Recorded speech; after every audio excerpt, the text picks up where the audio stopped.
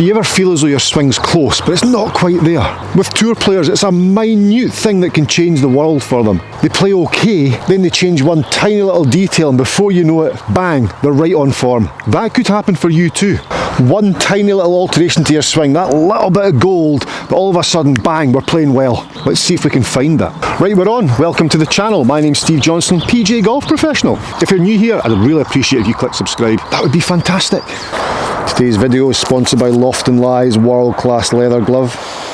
So a little something that can help your golf swing. So this is never really talked about. In fact, this is never really mentioned at all. Although it's a very, very important part of the golf swing. Hogan talked about it. You feel as though you're swinging well, everything's good, yet contact's not bang on where it should be. Well, let's think about a tiny little thing. This index finger that I'm holding up.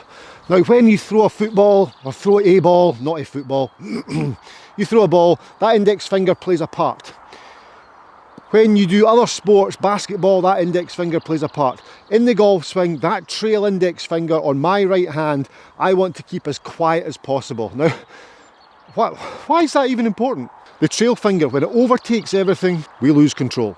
We lose club face control. And when I say club face control, my initial ball flight comes from where the club face aims, the path of the golf club gives curvature, but wherever my club face aims at impact, that is where the ball's going to start,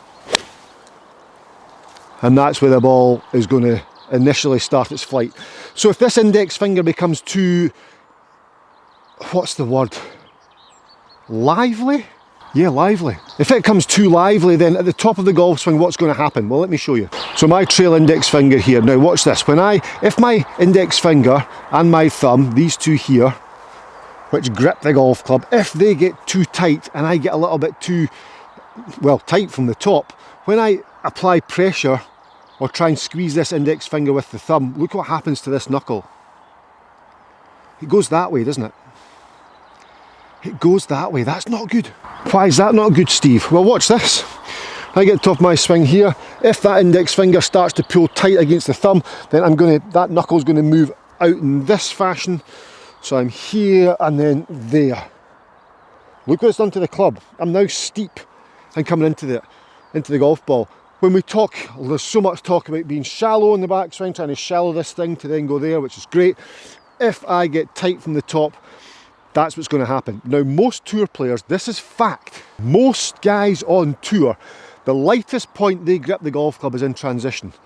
So they get to the top of the swing here, up to the top. They're now gripping at the lightest as they change direction, and that's what drops the club more behind them.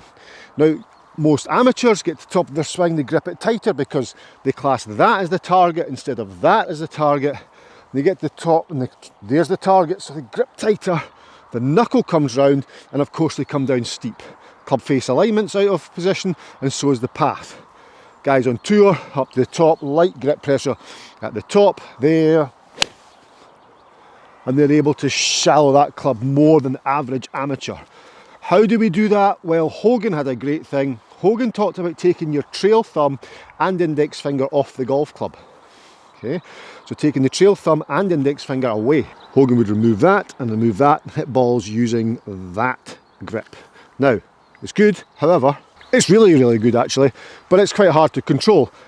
I think more about just the index finger. If I take just the index finger off, so I keep a little bit of pressure between my thumb and the pressure point number 3. Pressure point number 3 is where the club touches the trail hand there, so that knuckle part there, effectively here where that touches the golf club and the thumb, I want to feel a little squeeze there. Not a huge amount, but enough just to feel a little bit of pressure. These two fingers here, the middle two fingers, so your middle finger and your ring finger and your trail hand, they grip the club quite tightly. And there's a little press between index finger, upper index finger and thumb. But this does not wrap round. This does not wrap round like so. There. Feel a little pinch in there. And it is just a little pinch. We're not squeezing this thing tightly. Just a little pinch. So I'm there. I keep the index finger hanging down there, hanging down, not pointing down, just let gravity do its thing. To there. Oof, feels great. That's going to help with transition, it's going to help with path, it's going to help with club face alignment, and it's going to prevent you coming over the top. And we're going to hit high draws like that. It's really, really effective, that. There and there, between Between there and there, there's a little bit of pressure. But this is definitely not getting wrapped round and then yanking that knuckle, yanking that club in that fashion. This is off, so as I get to the top of the backswing, it's going to be much more that motion instead of that. I love that. It's such a small thing, tiny little tweak that you can practice anywhere. It just might be what you're looking for to improve that strike, that ball flight, that trajectory. It's pretty easy. Guys, I hope that's really helped. As you know, today's video was sponsored by Lofton Lie's world-class leather golf glove. It is unbelievable. Full leather. There's no synthetic, no plastic in there. It's a 100% leather golf glove. I don't think there's anything else like that on the market. Thanks for watching. I really appreciate if you subscribe to the channel, and I'll see you in my next video. Bye-bye.